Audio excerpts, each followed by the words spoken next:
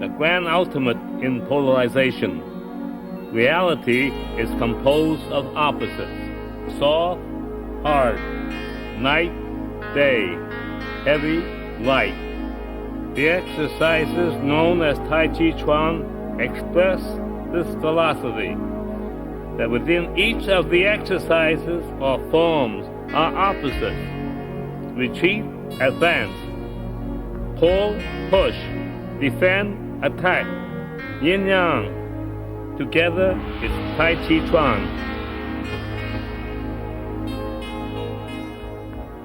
Raising it to hands is the commencement of Tai-Chi Chuan. It is our hope here to help you learn a series of physical movements, which is simultaneously a philosophy and exercise, a path to better physical health, and a fundamental to self-defense. In Tai-Chi Chuan, we begin slowly. The stillness precedes motion. Slowness precedes speed. Softness precedes strength. In stillness and in slow motion, the path can be traced segment by segment. In speed, only the start and finish are discernible.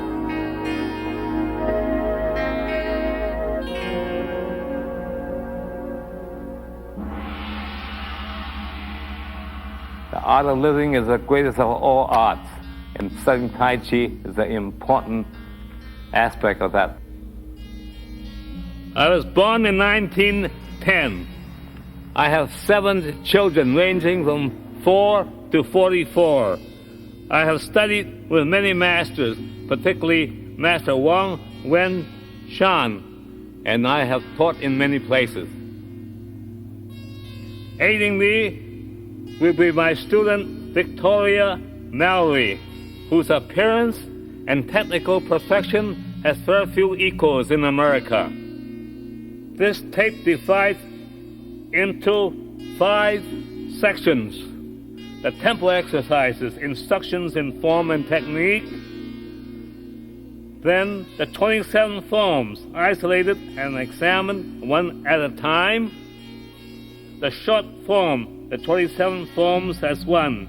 Use this section as a daily performance guide, and then push hand and exercise with 2 people, and self-defense, the martial art aspect of Tai-Chi Chuan. Hidden within the forms of Tai-Chi Chuan are movements which in the combat situation can either block or attack.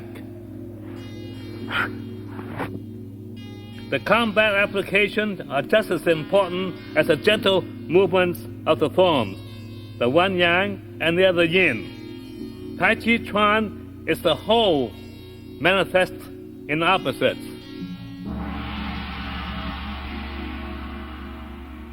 We are about to do a series of movements known as temple exercises.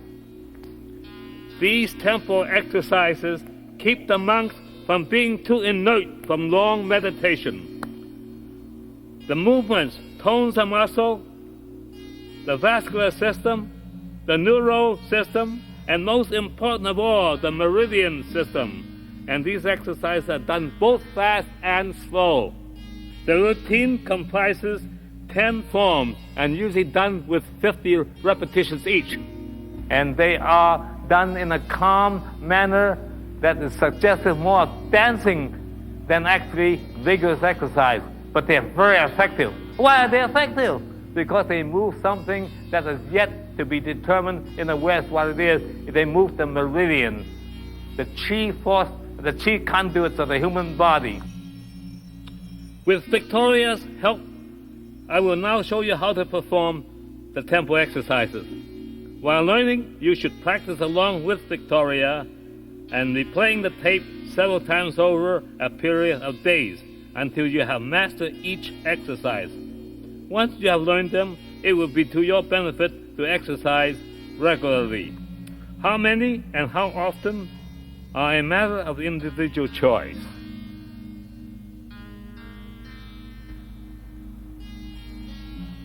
Attention, we are about to do a prayer wheel.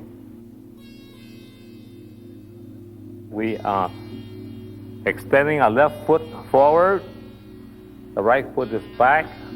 Your height in the movement does not change one bit.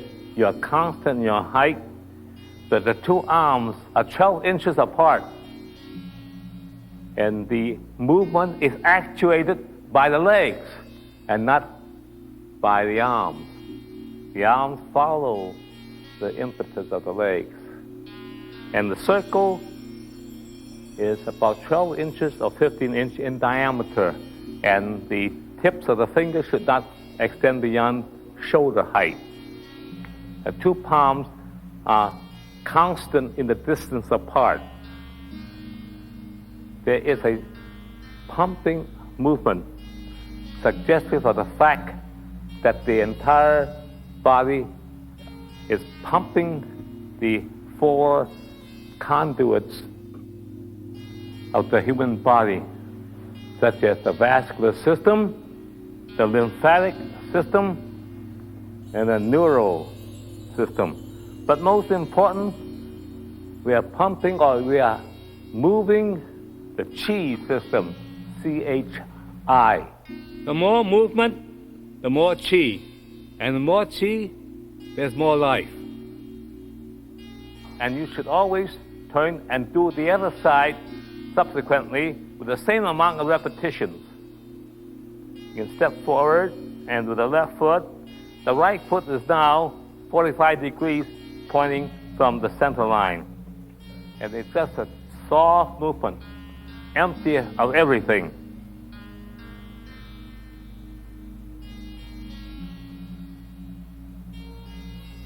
Fine. This is a knee rotation. Place your two palms on your kneecap. Be in the position of a person ready to dive into a swimming pool. There's a 90-degree angle from the thighs to the back. The back is kept straight, although inclined. Because the knees are rotating, 6 major acupuncture points are being activated. When you activate them, you activate the whole human organism. Now, if you do a certain amount in a certain direction, which should be around 50 or more, there should be a corresponding amount going the other way. Going the other way, yes.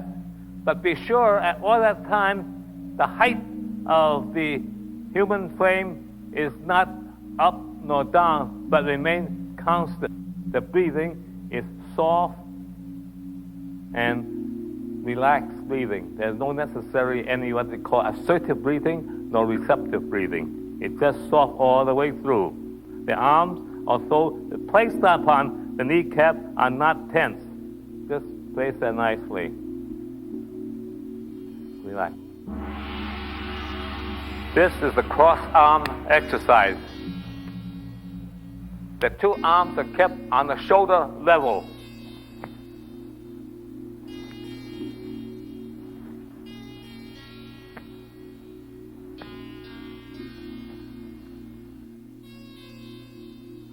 But look at the point of contact that forces you to turn your spine back and forth in a rotary motion.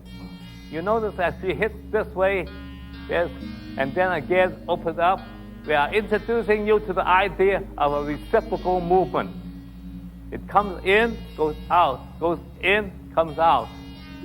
In other words, up and down, top and bottom, left and right are always reciprocal, in which case the muscles develop a balance which otherwise would not exist if you do one singular exercise to excess. When you hit, you breathe out. In, out, in. This is a flying exercise. The movement is done from the legs upwards, using the strength of the thighs and the calves to push the arms up. You do not have to go all the way up to the top. I would suggest 25 with the palms up and 25 movements with the arms down. The movement is from the center here, so that It's very easy to lift the arms up if they're empty. If you tense the arms extremely hard. This is a picking fruit exercise, probably the oldest exercise known to man. You're reaching up as your ancestors did 1,000,000 years ago, as they come under the tree to pick the goodies to sustain human life. So this movement is maybe have done all the ways since human history began, reaching out for it, reaching out to pick a means of survival, a means of food, a means of thirst, reaching out, because there are always trees and always fruits since the beginning of time.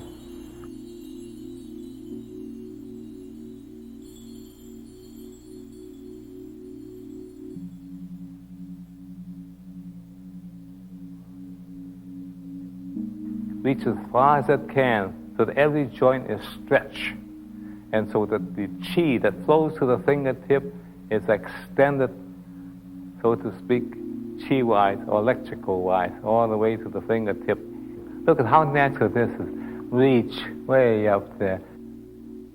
So we reach out and always have been, and this is what makes us human in configuration. We have fingers that are holding the food. Reach way up. Get that real right one up there. Yeah, that one. Way up. I hope to.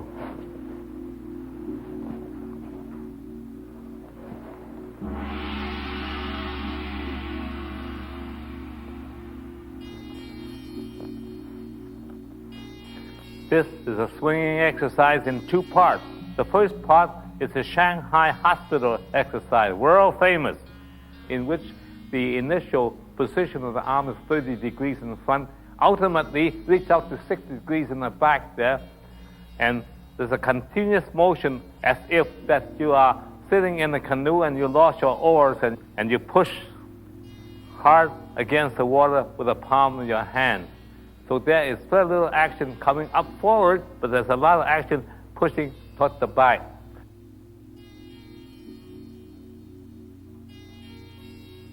Now this is the first part of the category. The second part is you do the same thing with the legs.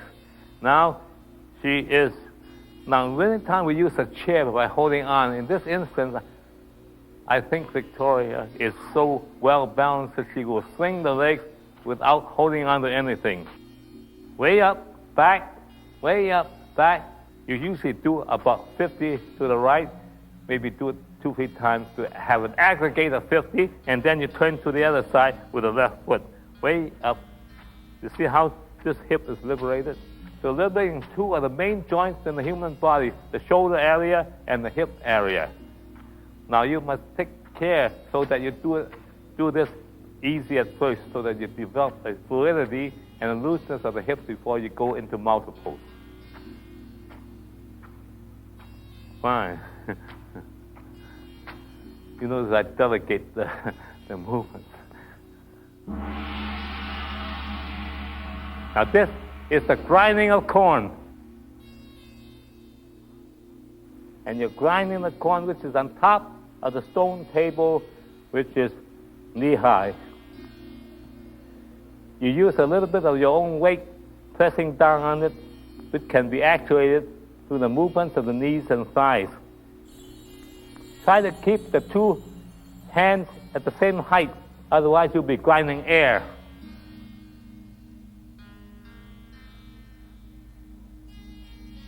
Now this is not an easy movement.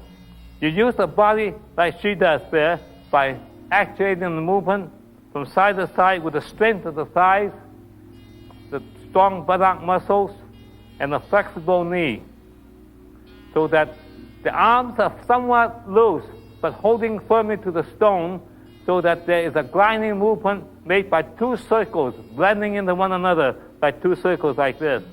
You watch it very closely, you notice she is constantly holding the stones knee-high, so that the stones are always in contact with the dry corn. Now this is the grinding of corn. It's a little bit more advanced than the other movements because you have to learn how to make these two circles coordinate one with the other.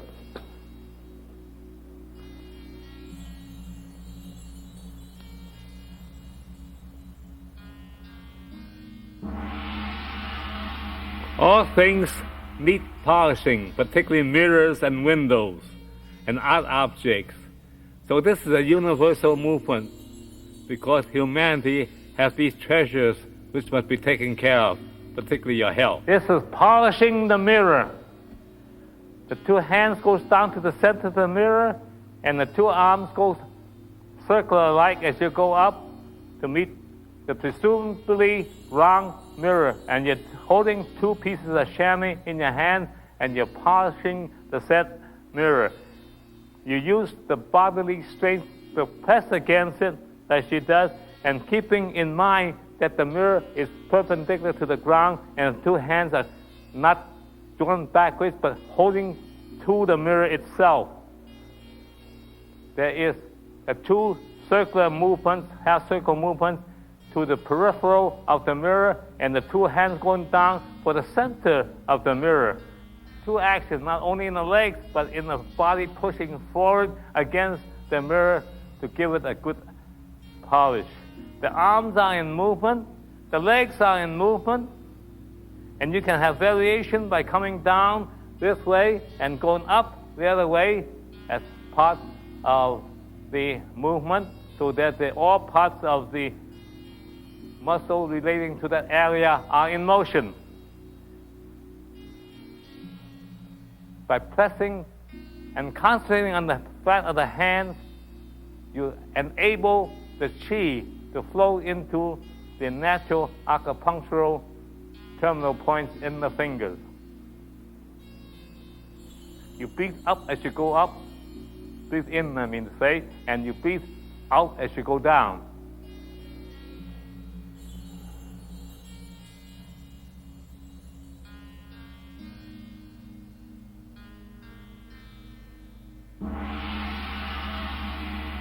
This exercise is known as an advance and retreat, a compound movement.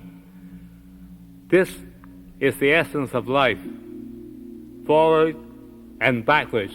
And in the intelligence of the individual rests on how and when. The foundation of all great physical education system lies in the understanding of the development and maintenance of the center of the body and the movement therein or thereof. In this case, sexual, the eliminative, and digestive.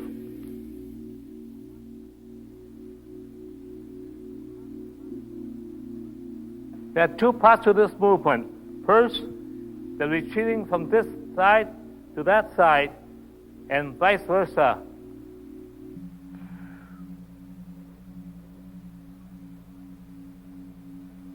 The body retreats through the use of the legs and the hips. As you turn, you retreat by sitting down on the hind leg, by pushing with the front leg backwards. The body is kept perpendicular to the ground, the spine is anyway, the head is kept outright, and you look at the direction from whence you are retreating.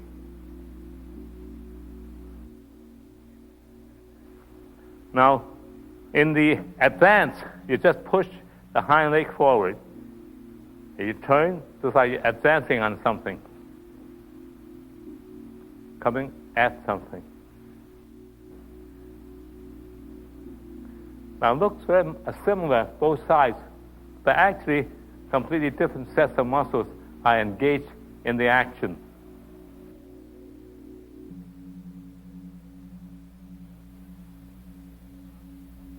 Movements without fatiguing actions, which causes residual fatigue acids. Movements from the center of the body wherein the major organs are located. Breathing softly, long, and deep are the fundamentals of Tai-Chi Chuan. There. And it's just a soft movement, empty of everything.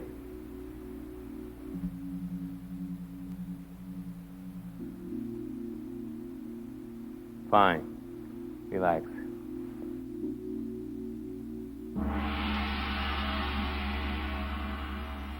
Now we're in the core of the proceedings, the forms of Tai-Chi Chuan, the simplified form. The short form is an abbreviated series of movements derived from a much longer exercise that comes down to us from ancient times. The first of the form will be the commencement of Tai Chi. Stand relaxed. Keep the 2 feet about 10 inches apart. Bend your knees slightly, and then raise your hands gently and without force. The first movement not only in Tai Chi, but also in mankind.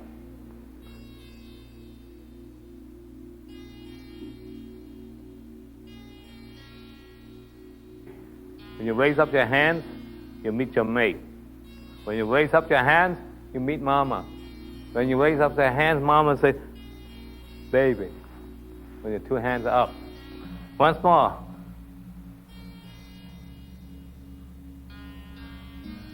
You bring your arms slowly as if this is a 5-foot ball and reaching the top of the ball like this, and you feel the smooth of it and finally come down here.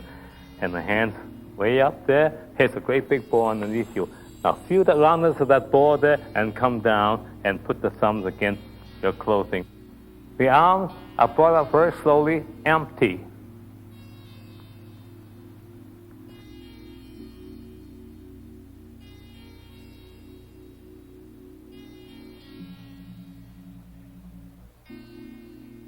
The partition of the wild horse's mane.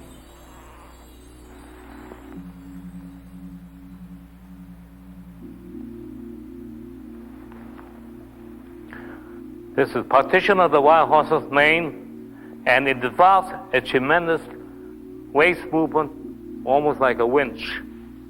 Watch this waist movement. The hands are carrying the ball like a beach ball in a preparatory position called defensive position. You step out with the left leg, turn, this one is going that way, and this one is going this way.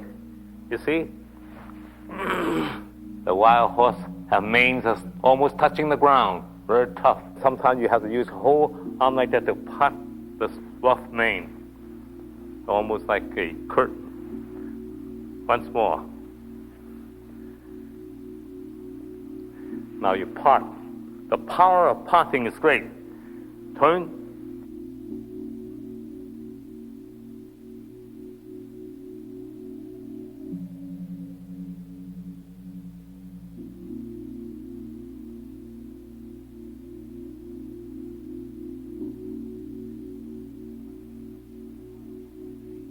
The partition of the wild horse's mane. This is the same move repeated, but in the opposite direction. And back again.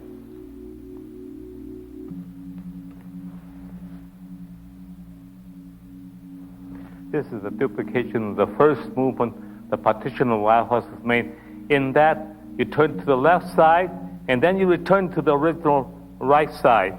It's very important that the body is 7/8 or 3/4 facing the direction of advance. And it's not fully like that, or it's not sideways like that, but about 7/8. You must keep in mind that this kneecap comes right down to the toes. It mustn't be over and mustn't be insufficient. But it's 70% of the weight is on the front leg and about 30% on the hind leg.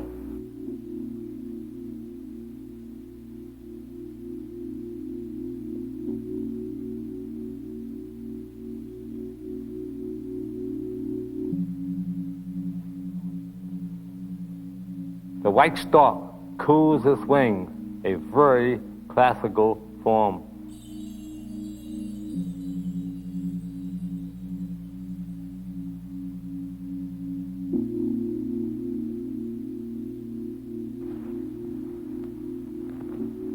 Do it again, please. This is a complicated movement.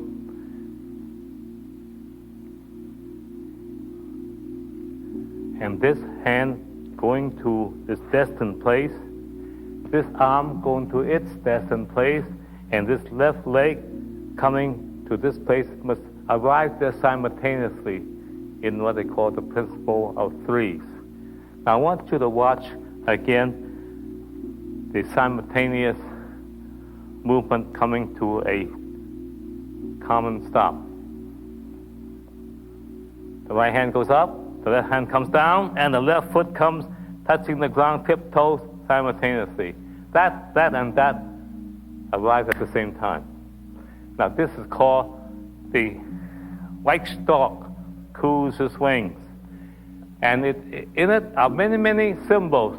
Here is the shape that goes like this, the S shape, which is the center of the Tai-Chi circle.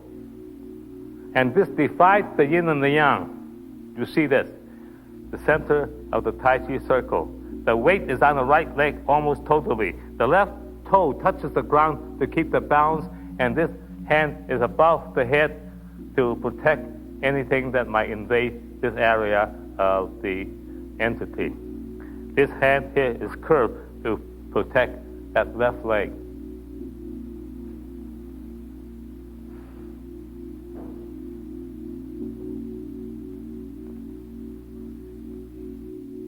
This is the brush knee and twist step, often called brush knee for short.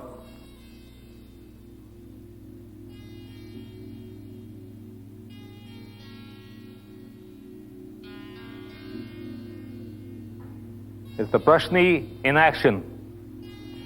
This is the left brush, right push. The initial turn of the left foot so that you can get on the other side in balance. Now the turning of the body in the opposite direction, identical with the previous movement, excepting from the other side.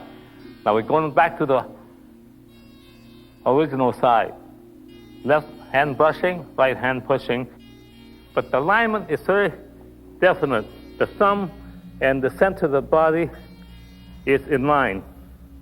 This is in line with the curvature of the body. So this is almost parallel to the curvature in the seam of the clothing. But it's about 6 inches away from the kneecap so that it protects that knee and gives balance to the body. And this shoulder is dropped. Both shoulders, but of necessity, we drop most all the time. The elbows are dropped. It's never extended like that. It's always like this. So there's a direct center. And it's curved simply because in Tai Chi everything gives. See it gives? You bring the hands up to the ear as if listening. You step forward as if to threaten with the left leg to kick. But you don't. You just slide forward and rotate the center of the body. So the left hand is defensive, the right hand is offensive. In a flash of an eyelash, the left hand could be offensive. Boom, right down there. And the right hand can be defensive in blocking. There's no such thing as defined offensive or defined defensive in Tai Chi Chuan.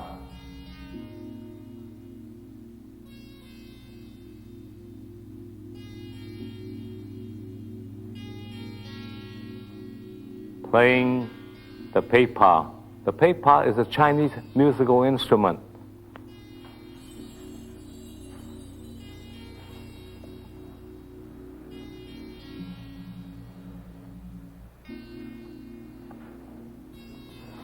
Do it again. This is playing the pei pa. The left hand is extended with the fingers eye height. Right, eye height.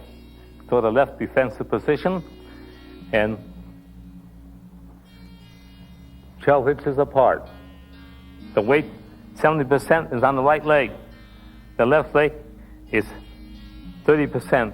It's called the insubstantial leg.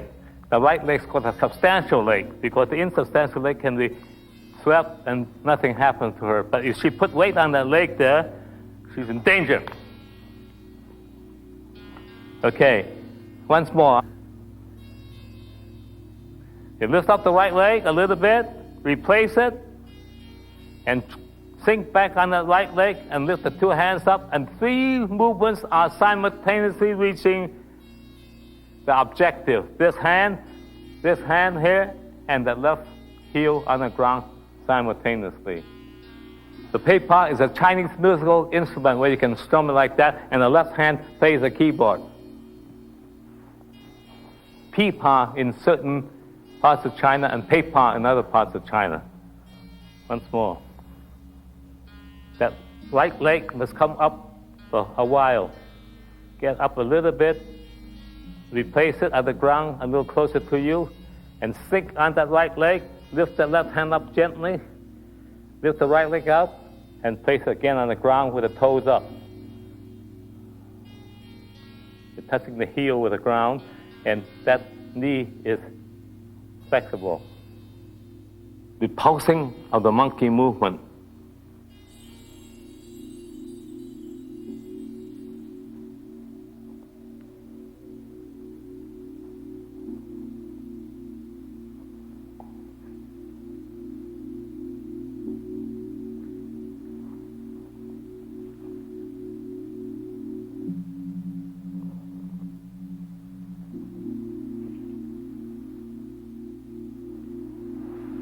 This movement is called repulsing the monkey.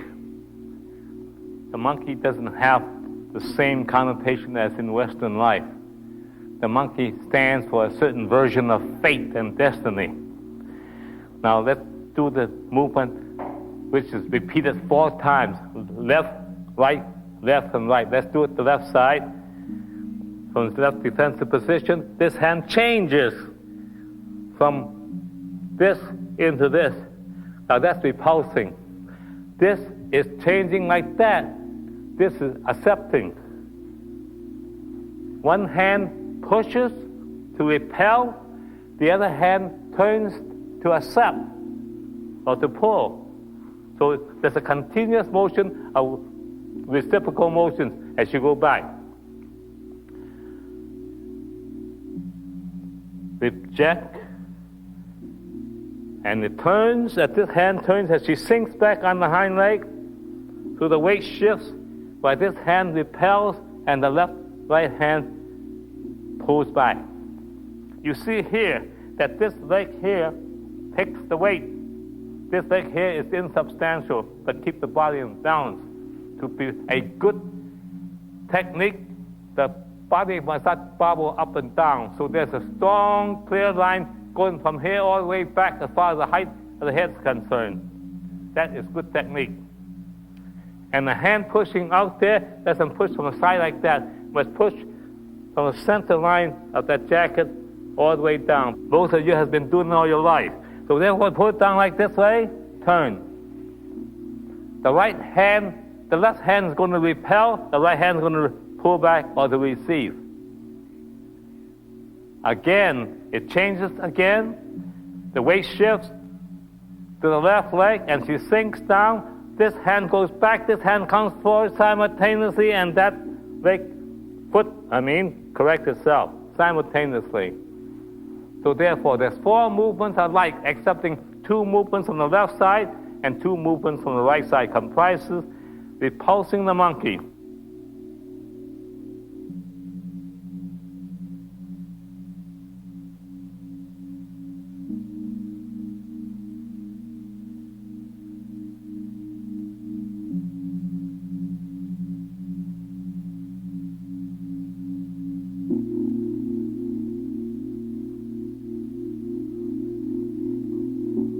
And now we are into a complicated movement called grasping the bird's tail, consisting of 4 detailed movements, known as ward off, roll back,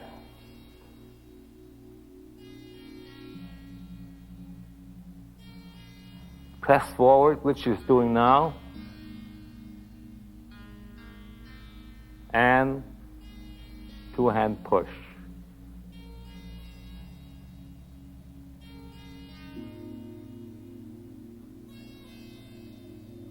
The bird's tail comprises 4 detailed movements, We turn,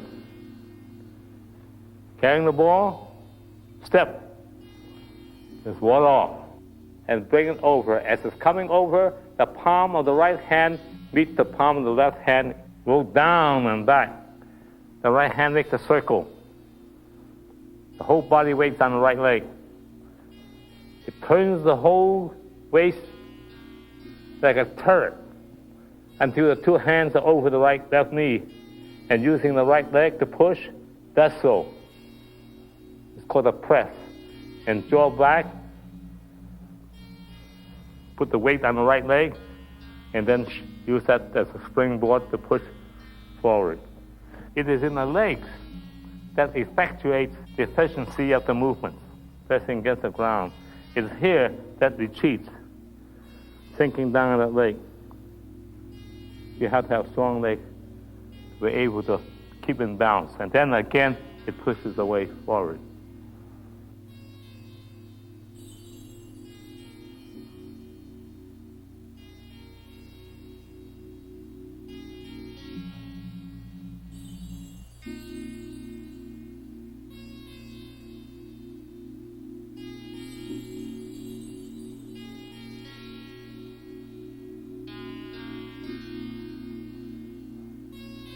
Now she's doing on the other side, so that the body is equally balanced. Turn.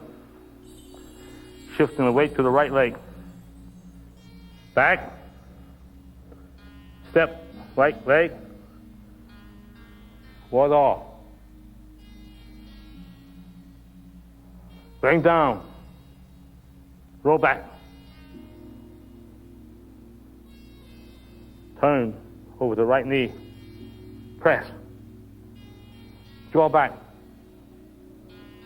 Back is straight, using the left leg, power.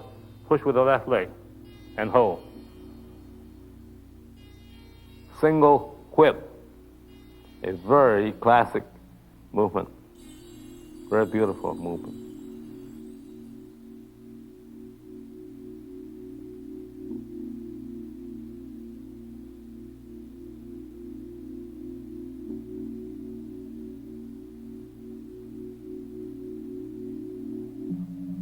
This movement here is quite complicated, and I'd like to explain it to you very in detail.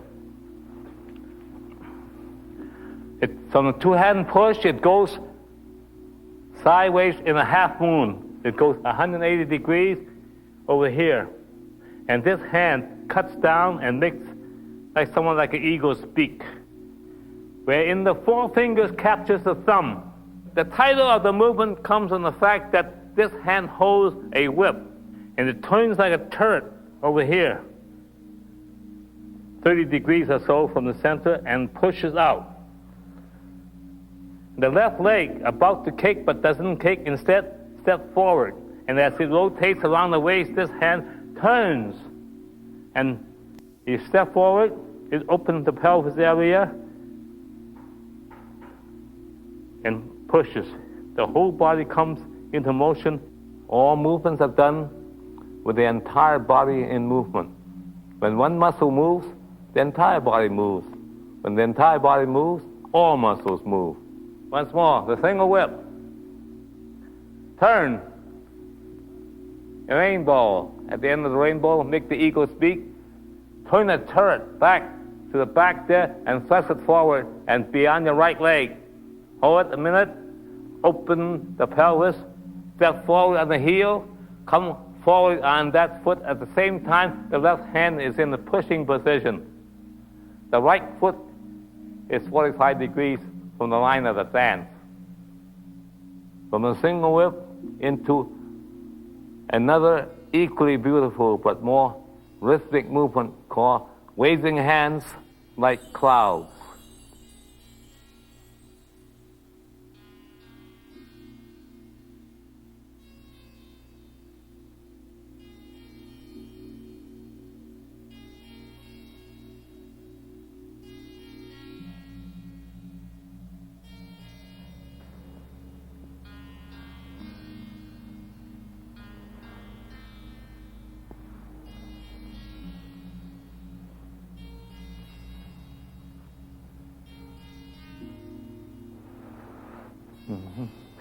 Now you do it from the start.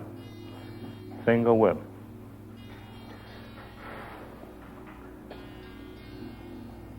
When this hand comes to the 12 o'clock position, the left hand at the 6 o'clock position. It's always on the other side of the circle. Continue. When it's 3 o'clock and 9 o'clock over here. Again, 12 o'clock, 6 o'clock. You move from the waist. You rotate the shoulders. You rotate the neck. The arms are making circles also. The eyes roll.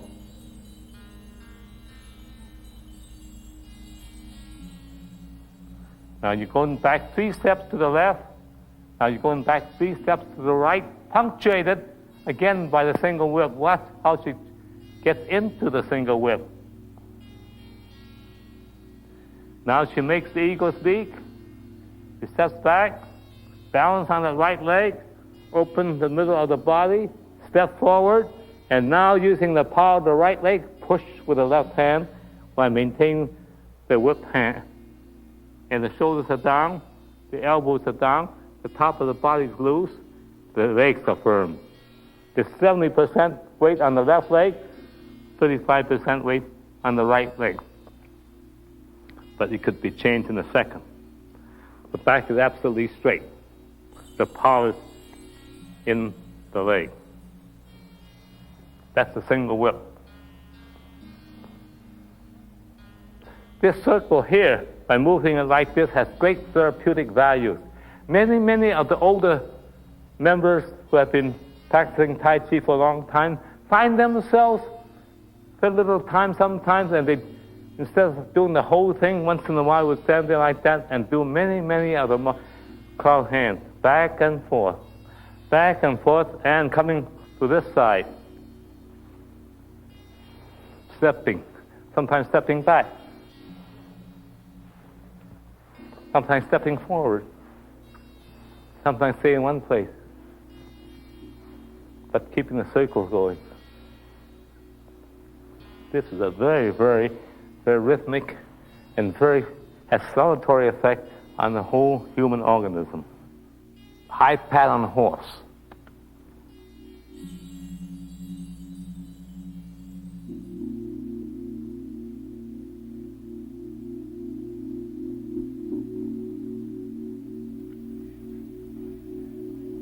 Within the high pat form is another form called separation of right leg.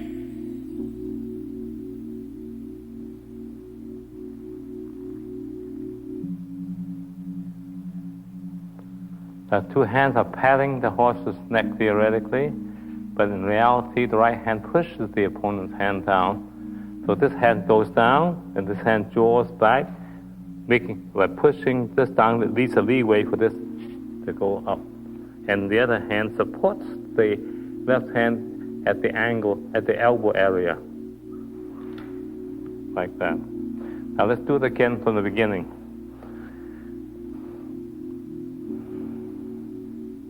There's a little circle with the right hand, and the left hand comes in the circle to the sternum. And this hand pushes down, the left hand comes up. And it crosses.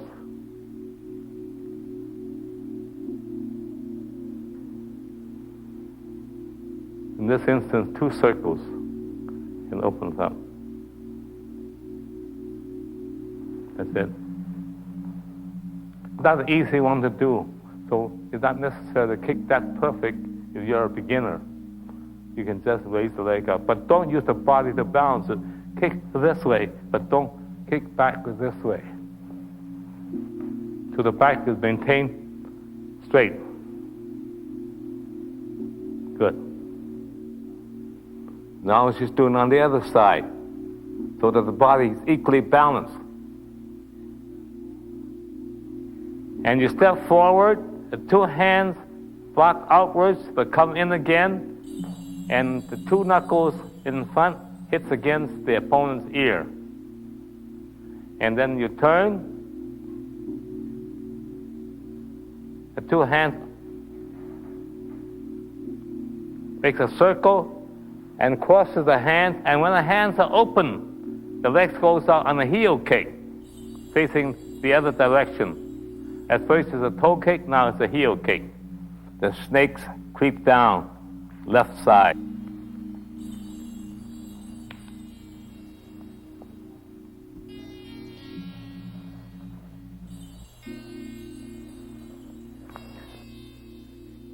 The hands are crossed, and the kick is made with the left leg, and it's withdrawn, and it slides right out, and the left hand goes around the knee to protect it.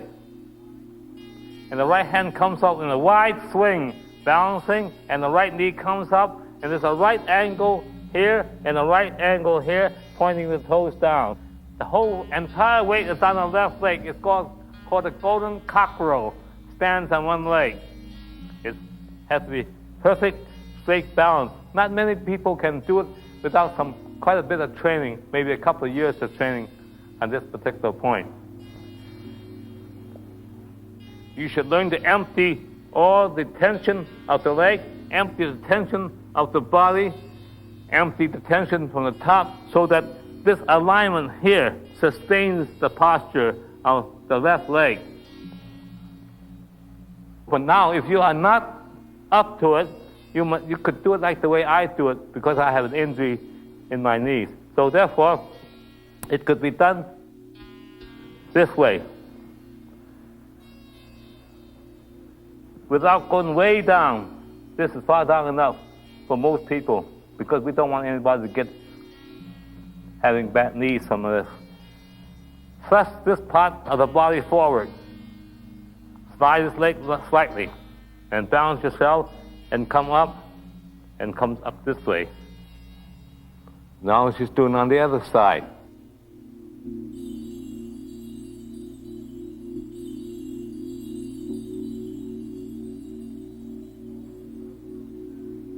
The golden cockerel standing on the right leg, but on the left side, is just the reverse of the previous golden cockerel standing on the other side. The principle being that you should exercise both sides of the body to get a harmonic development.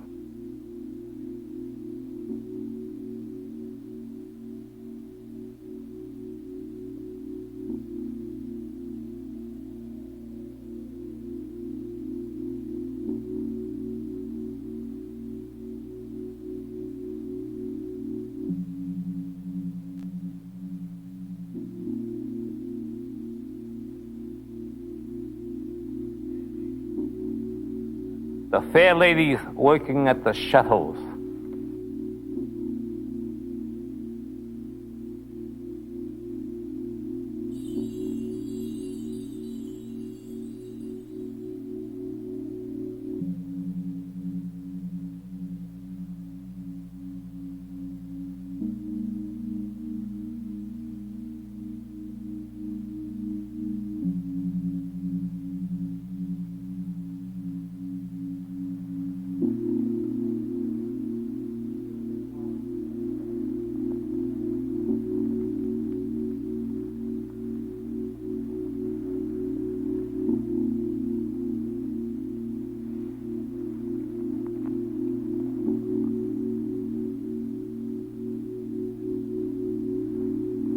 That's the that is the fair lady working at the shuttles on the left side.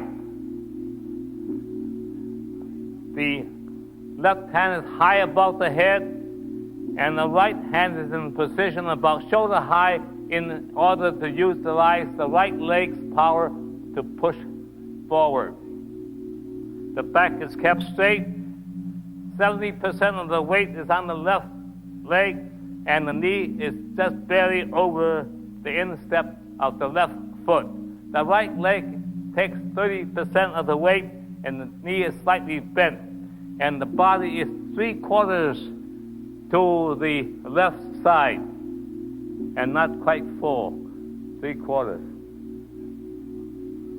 The width of the thumb must be in line to the midline of the body.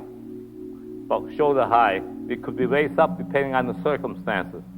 But the movement is usually up. The needle at the C bottom.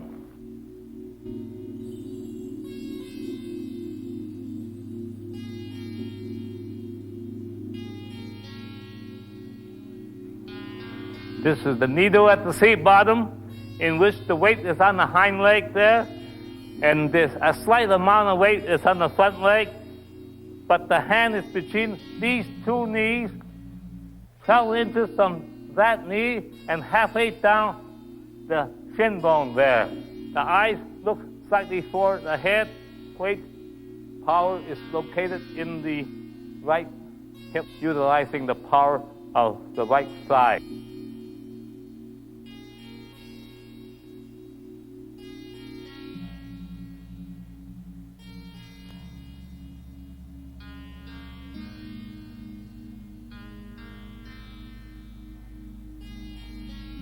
Rising from the C bottom into a push with the left hand.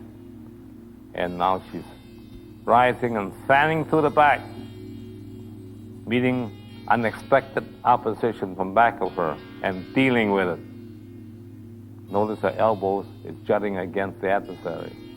Now she sweeps down with the left hand, striking down with the right hand.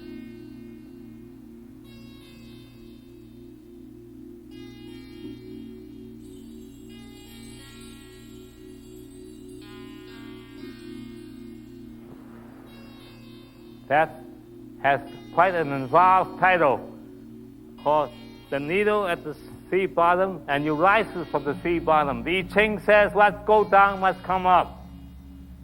Rises from the C, push, then fanning to the back, blocking whatever is over there. Retreating, but retreating with the elbows thrusting out. The left hand's up here, away from the eye, but protecting the head.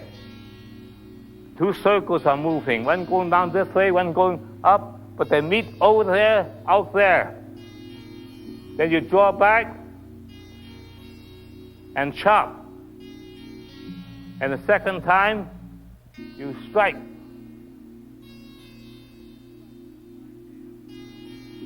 With the back hand, you parry with the left hand, and you punch with the right.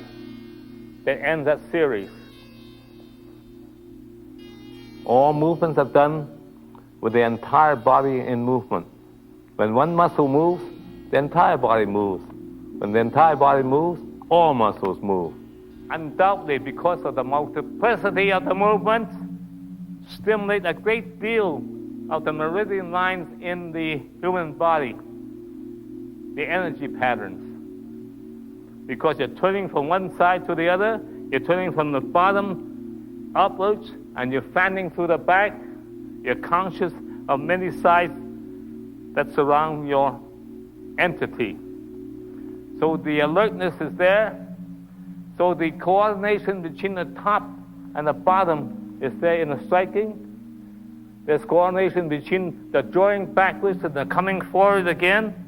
There's coordination between the backhand blow and the left hand parry. And then again, the punch. All this requires a tremendous amount of rotation in all aspects of the human organism, and thereby stimulating the entire body in just a short sequence of movement.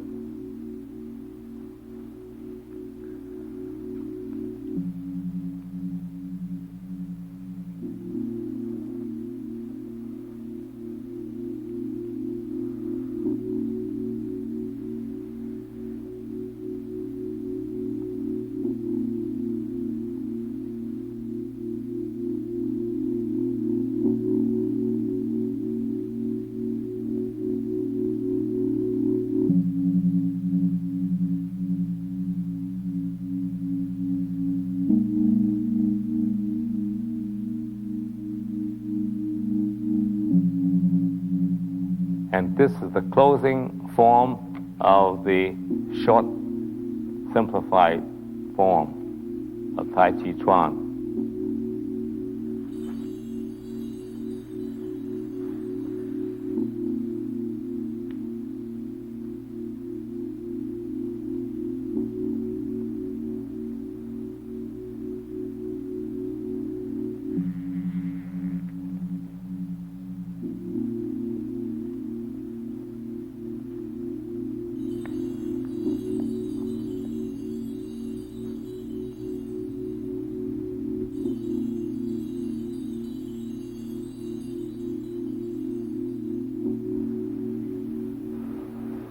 This is the apparent closing and the actual closing.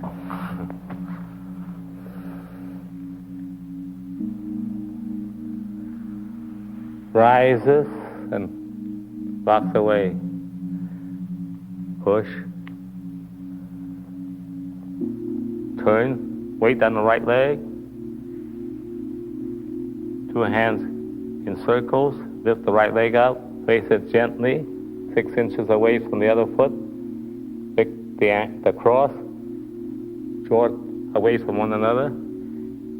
Press down. And that ends the whole short form of Tai Chi Chuan.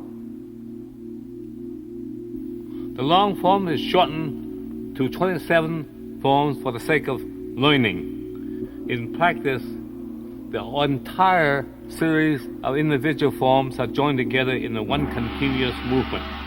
You may wish to use this section as a guide for daily practice.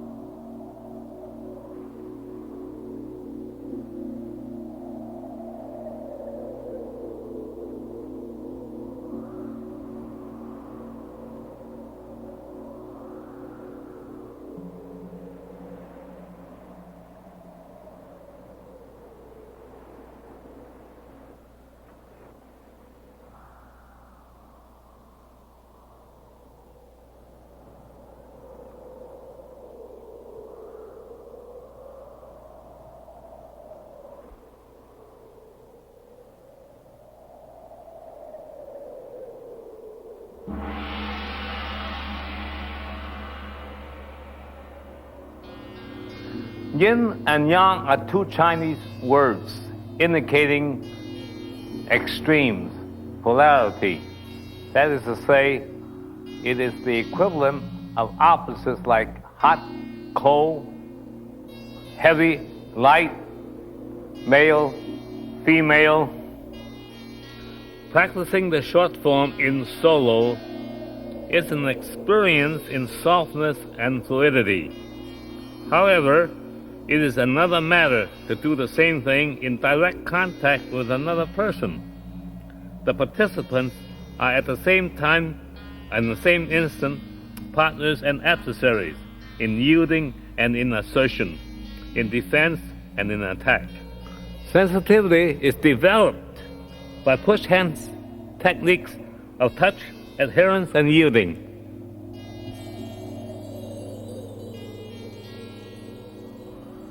You must learn how to put the hands very softly. Because once the hands are rigid, I can interpret energy very easily. I know it's coming that way.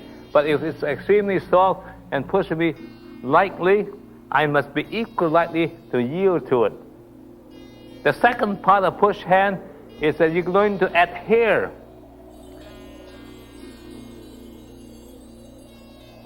Now, supposing without the adherence, she pushed. I just let her push. But in order to train, you must learn to adhere to it so that you're on top of the movement all the time. When you feel weakness, you push against it. But all of a sudden, when she recovers and channels your aggression, and she counters attack, then you learn how to yield. Yielding means to give way with touch control, leading the aggressor to expand his force without gaining his objective, thereby setting the position for counter-attacking.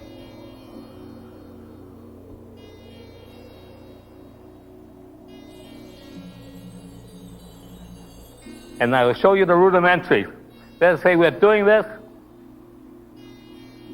and pushing. If she allows me to get too close to her, she gets pushed over because I am in momentum against her. But as I turn this way to push against her with my back of my hands 6 inches away from her, she turns so that I would push into nothing. So when she pushes me, the same thing happens. As she pushed toward the center here, I turn so that I divert the force. As I turn the force, because she knows that she backs away. So I now begin to become the aggressor, to give it equal chance to learn. And then the same thing happens over and over again until you practice almost automatically. But you must not let the hands come too close. See, that's much you're allowed to. Because if I let her come real close, I can't get away. Now I can't get away. And I get pushed over. You always push up. You don't push down. When she pushed down at me, it's like knocking a stake down on the ground. You solidify me. Push. See, she pushes stake down on the ground. She never pushed me over. On the other hand, if she pushed me up, she uproots me. So the aim of pushing is to push up and away.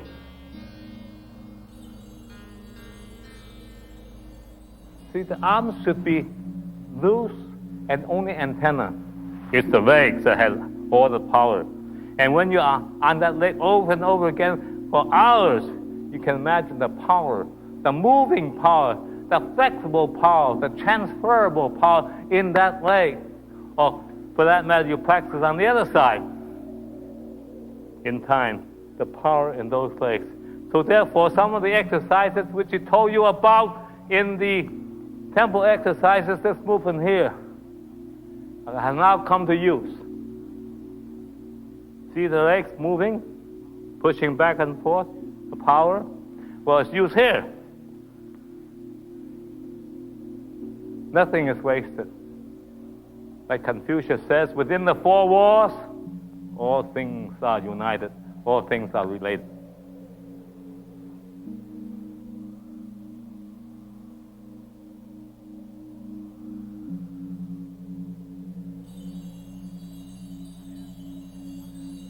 Then there are different kinds of hand forms. Some of us do the push hands with the back of our hands this way. Some of us would turn the hands to push in a normal pushing position. It's more easier for some people to learn to push like they push a door. Then a progression to what they call a jabbing hand. I aim to jab the sternum or jab the throat, and it flicks away. So it's a question of flicking the wrist up. The jabber becomes the jabbee.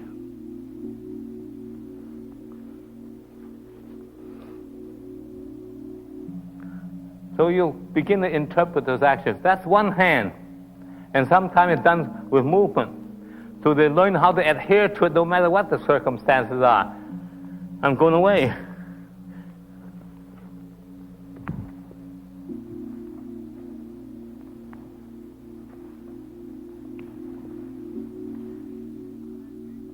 Then you would graduate to the next phase, which are two hands.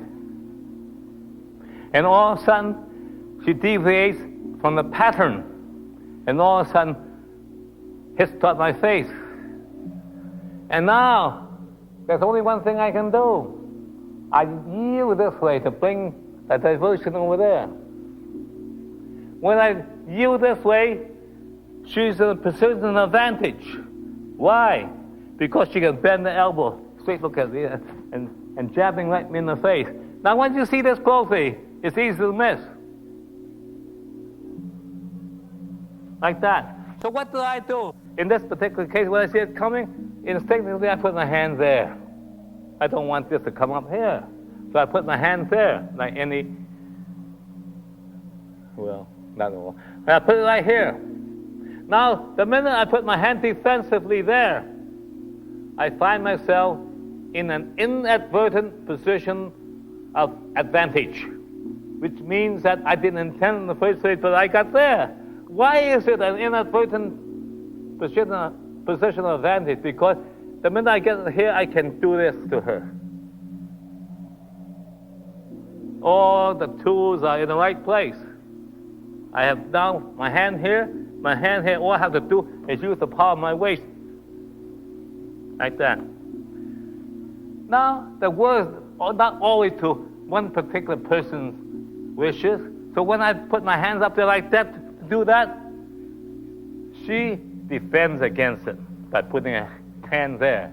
Now I can't, because this hand pushing against this hand equals neutrality. I can't. By putting her hands there to defend herself against my breaking her arms, she finds herself also in the position of inadvertently a position of advantage. She slides the hand down gently like that overhead to her forearm and press against my chest and push. But at that particular moment, I'm not totally inert. So as she pushes me, I just put the hand over her hand and slides it around like that and find her elbow, and I begin the whole process on the other hand, and she pushes me over there. And then I put my hand here. So the whole thing is transformed on the other side, back and forth. Attack, defense, attack, and defense. Now you have Hegel. You have dialectics. The yin and yang. In other words, the defense and the offense completely in alternation. The dialectic process of two persons dealing with each other's energy. We'll do it a little fast for you now so you can remember how it goes.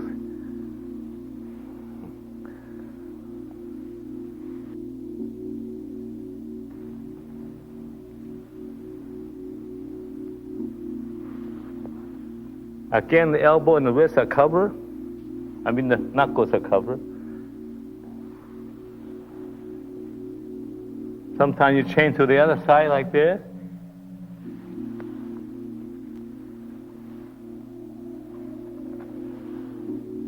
Push upwards.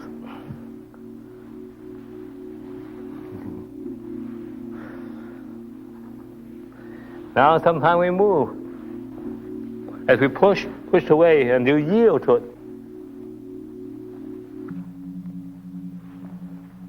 And sometimes you make exercise out of it through the two hands again.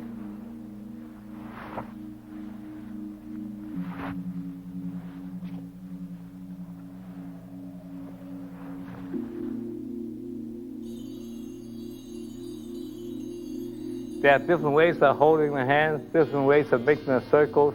And each school tends to criticize the other school. What nonsense.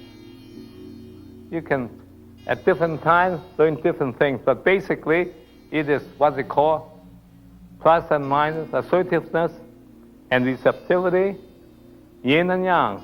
Let us say, when you push two hands like this, I push her away. And I push her. She does the same thing. I push her hand away to push her. She does the same thing to me. Now here's another form. Very simple. There's maybe dozens of forms of reciprocity. That's the word. When two persons are not in combat and are working with one another to develop the sensitivity of the body, to develop the coordination of your own body with another person's energies, this is all to the good.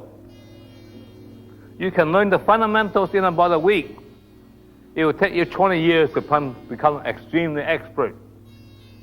Some people, by legend, practice in the dark. Some people can feel the other person so lightly. According to legends, that a fly cannot take off from the great master Yang's hand, because when he felt that the fly was about to fly off, he just dropped his hands a little bit, and the fly has no basis to project himself upwards. That's the height of sensitivity.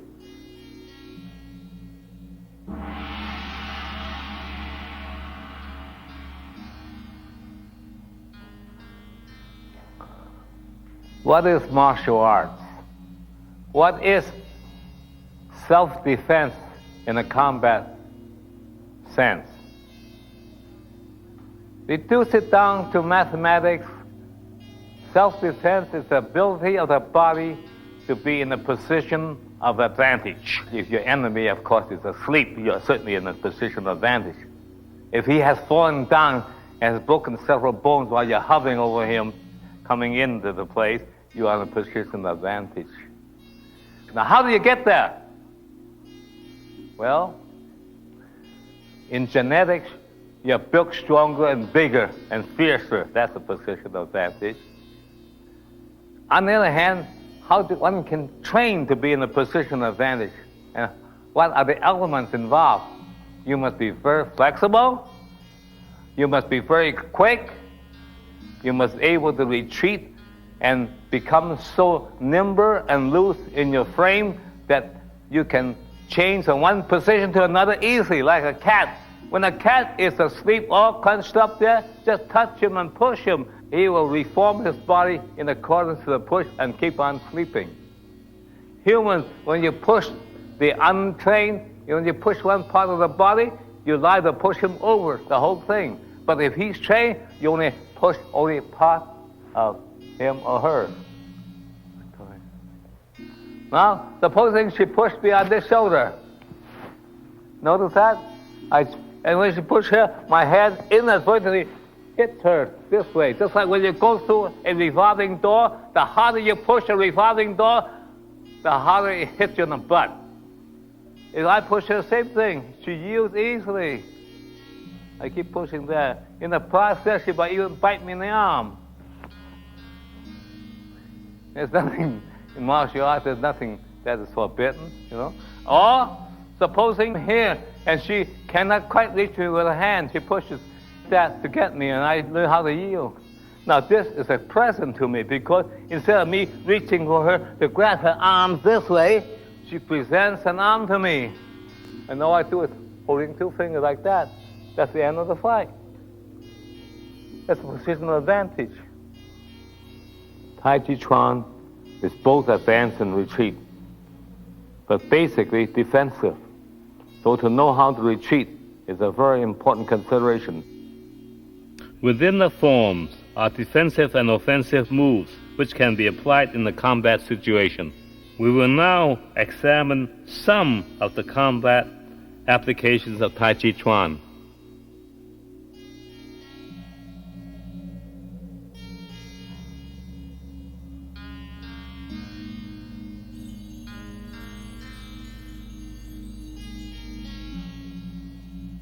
I'm going to choke you.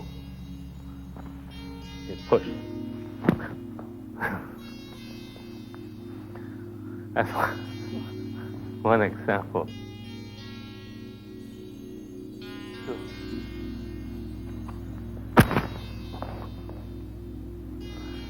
Elbow, forearm.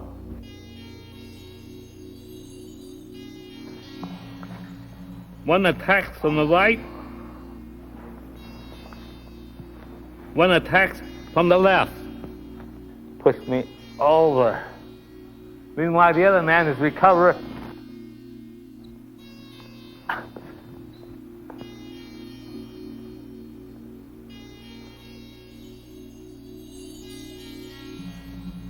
One more time. And she goes back.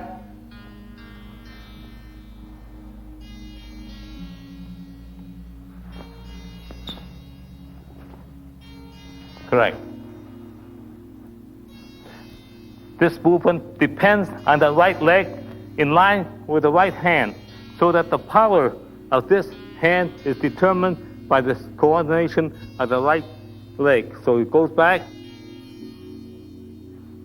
There's a continuation of the chain of power to the first floor from this right side. And so therefore, this whole linkage is affected. This hand here is a yin hand, normally used to divert or to protect that knee. That's why it's called brush knee. Actually, you're brushing the area around the knee. So whether it's a kick or a punch to the body or another punch to the body, that's some of the more simplified explanation. And she goes back.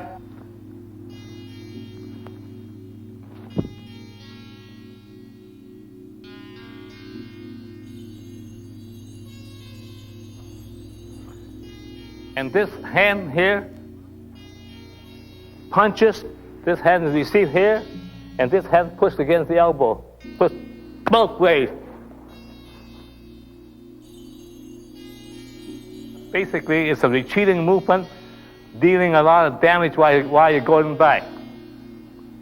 As you go back, that left leg can come out and kick if necessary. Right. And this hand here can jab, this hand here can heel, this hand here can turn in the fist and strike, and this hand here would do bang. Many ways of doing it. But you can see, as long as you are in balance, and as long as you move from the center is 3 inches below the navel, called the dantian, D-A-N-T-I-E-N. That's the center, that's a hubcap, and these are only spokes. Now this movement here for the press is unique because it's an offensive movement. Whew, that's good to me. Yeah, that's right. The combined power of both hands against one sector here using a small surface.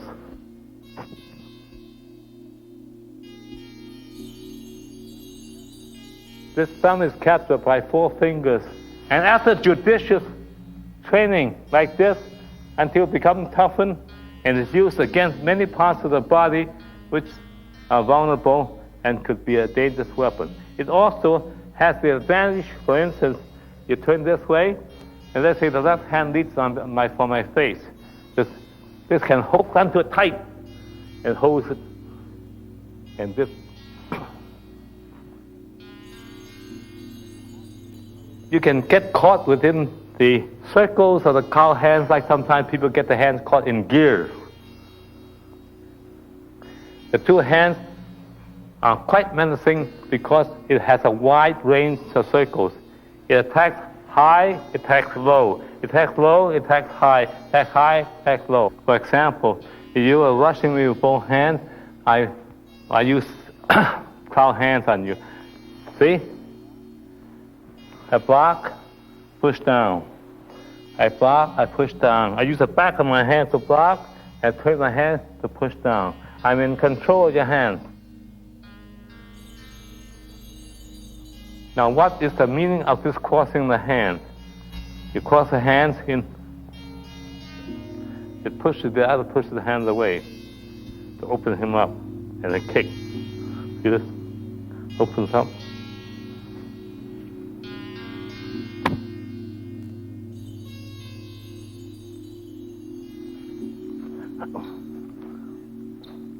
Either hand would do it. Now this time I will do it with the left hand.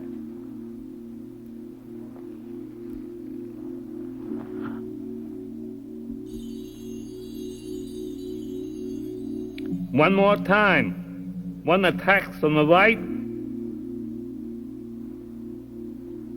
Up, and then you expose it. Either here, or whatever necessary. Or this hand can press down with it. No.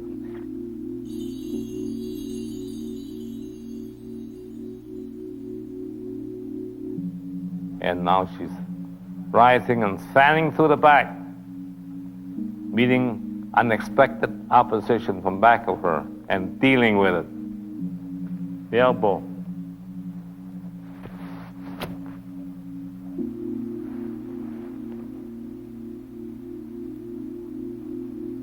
Chop. Jaw back. Chop again. Jaw back. Backhand blow. Curved leg. Parry. And punch.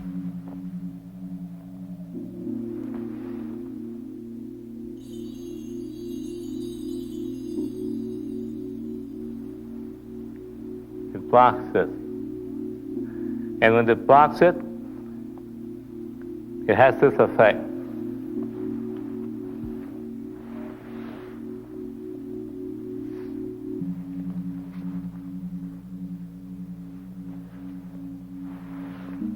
But the other way around. Many ways of doing it. But this allows you to block against a kick, and when the hand comes, blocks it. And this hand holds up like this. This hand is free. You take this around.